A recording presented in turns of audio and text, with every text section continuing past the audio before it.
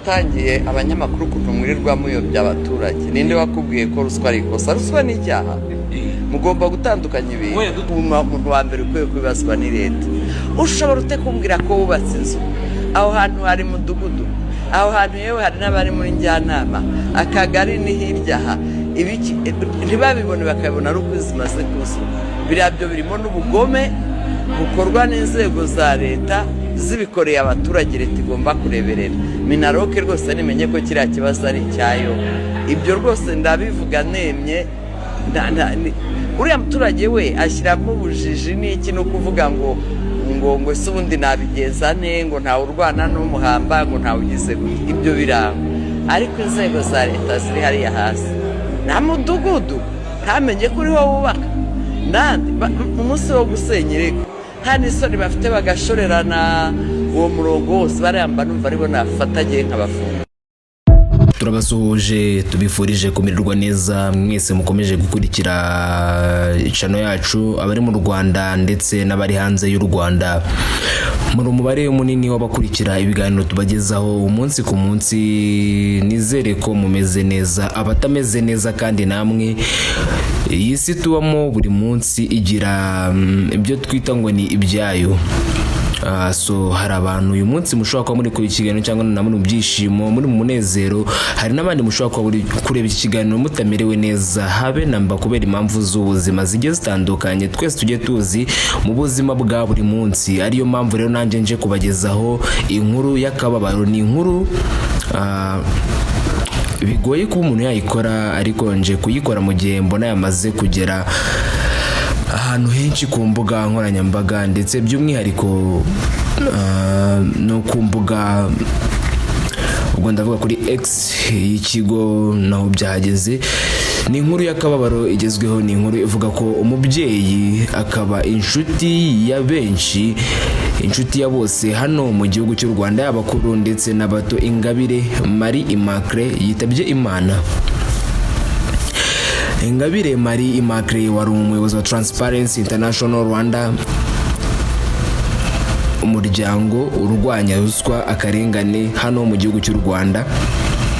Yitabye Imana mu gitondo cyo kuri uyu wa kane azize uburwayi ku myaka 64 y'amavuko. Amakuru y'urupfu rwa Ingabire Marie Immaculée yemejwe n'abantu ba hafi, umuryango we ndetse n'abo bakorana muri Transparency Rwanda. Hari nayo mpamvu Transparency Rwanda kuri X yabo banditse bagira bati, navuga ko muri ubutumwa bwa Transparency Rwanda International banditse bagira bati, tubajwe no kubamenyesha urupfu rwa Ingabire Marie Immaculée yitabye Imana cyo ku itariki ya 9 ukwezi kwa 10 2025, nyuma y'igihe yaramaze arwaye cyangwa se nyuma y'igihe yaramaze ari mu burwayi. Transparency Rwanda rero ikaba ikomeza nk'umuryango, inshuti, bakabasoza bagira bati, Imana imuhe iruhuko ridashira. Ingabire Immaculée mwarumenye cyane mu bitangazamakuru, umuntu wari inshuti y'abantu bose, ndabivuga nshingira kukuba inshuro nyinshi twagiye tubona ibiganiro bye, tubona uko agenda ameze. Hari abantu bagiye babona ari kwa Chita ari kumwe na Mutesi Jolly bavuga kwigira, hari zo yagiye akora ziri mu buvugizi ku bantu bose, y'abakobwa y'abagabo n'abagore mu ngeri zigiye zitandukanye, kuko n'ubundi yari asanzwe ari feminist, akaba ni gender promoter. Nkuko bigaragara ubuzima bwe buto cyangwa se mu biganiro bitandukanye yagiye agirana n'itangazamakuru, Ingabire yavuze ko yashigishwe kandi yakuranye igikomere cy'ubuzima bw'ubuhunzi yanyuzemo, ari no byamuremyemo umutima wo kwanga urunuka akarengane na ruswa. Agitangira guca kenge, Ingabire nibwo yamenye ko igihugu we n'umuryango we babagamo cy'u Burundi atari icyabo, ndetse kuva ubwo atangira guhirimbanira kuzataha mu gihugu cye, akanakitangira mu mbaraga n'ubumenyi bwe bwose. Nubwo yakuriye mu gihugu cy'u Burundi aho umuryango we wari warahungiye, yahoranaga indoto zo kuzatura mu gihugu cy'u Rwanda, kuko yari yarambiwe ubuzima bwo guhora totezwa no kudahabwa uburenganzira busesuye mu gihugu, kuko yari akwiye kubaho mu buzima. Ngira ngo murabyibuka mu bigiye bitandukanye, Ingabire agiye atuganiriza ubuzima bwo mu Burundi, abantu bo mu Ngagara cyane cyane quartier 5, ngira ngo ni quartier y'abanyarwanda cyane 5 quartier 7 gutyo, atubwira ubuzima bwaho. N'ubu ngubu ngenda byibuka nkaho ari byabaye ejo, kubera ko ni history yagiye atuganiriza kenshi ubuzima bw'ubuhungiro, avuga uburyo ubuzima bw'ubuhungiro ari bubi cyane. Ari nayo mpamvu akenshi yagiye ashimira igihugu cyacu, agashimira Perezida Paul Kagame na Perezida wa Repubulika y'u Rwanda wamuhaye platform, agashimira iki gihugu, agashimira inkotanyi. Ingabire Marie Immaculée yize amashuri abanza n'ayisumbuye mu Burundi, akomereza kaminuza muri Repubulika Iharanira Demokarasi ya Kongo, ari naho yavuyemo 2001 ataha mu Rwanda. Yakuze yumvamo kwiga amategeko ntibyamukundira kubera ubuhunzi. Yize indimi mu mashuri yisumbuye, bimuviramo kwiga itangazamakuru muri kaminuza, ataryo yifuzaga gusa. Mu cyiciro cya gatatu yize mu Faransa mu ishami rya Political Science n'amategeko. Mu mirimo yakoze, Ingabire Marie Immaculée ni umwe mu bantu 20 bashinze Transparency International Rwanda umwaka wa 2004. Maze umwaka wa 2015 yatorewe kuyobora uyu muryango kuri manda ye ya kabiri.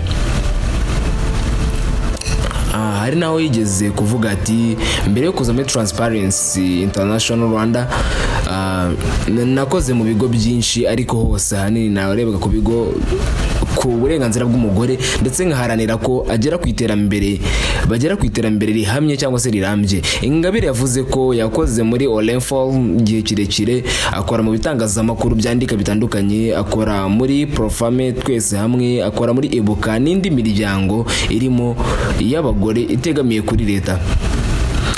Mu mvugo ya Ingabire Marie Immaculée, umunsi ku munsi yangaga ikibi akacyamagana ku karubanda, ibintu byatumaga rimwe na rimwe abantu bavuga ko ari umunyamahane.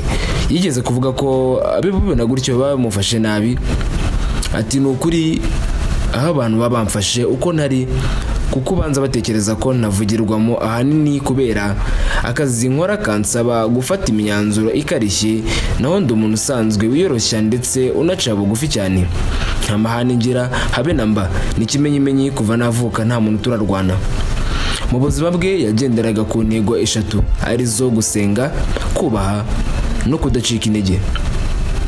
Ingabire Marie Immaculée, Imana imwakire kandi umuryango mugari.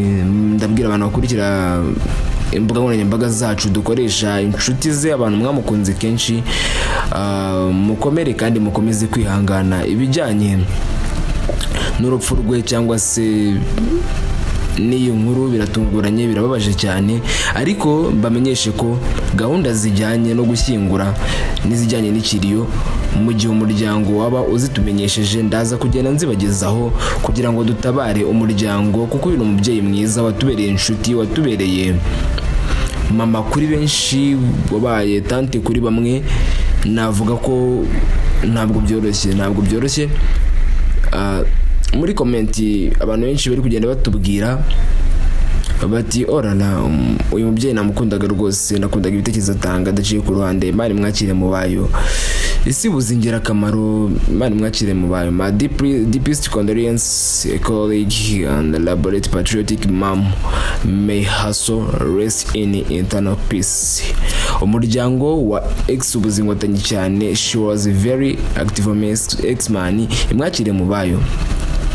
N'ubutumwa bwa benshi tujya dukomeza tubagezaho ibijyanye n'iyi nkuru, aho muri hose mube hafi, tugende dukomeza tuba hafi y'umuryango n'inshuti n'abavandimwe, by'umwihariko n'umuryango afite kuri internet, mwe mwamukunze mutarahura. Nagira ngo nta byinshi umuntu yavuga usibye ko dukwiriye gutabara umuryango, inshuti n'abavandimwe, mukomeze kwihangana. Ingabire Marie Immaculée, rest in peace. Mbifurize ibihe byiza, mbifurize kugubwa neza. Wowe utarakora subscribe uyikande kugira ngo tubashe kubana umunsi ku munsi. Yari RC Rwanda, RC wanyu cyangwa se murumuna wa Yesu. Mbifurije ibihe byiza.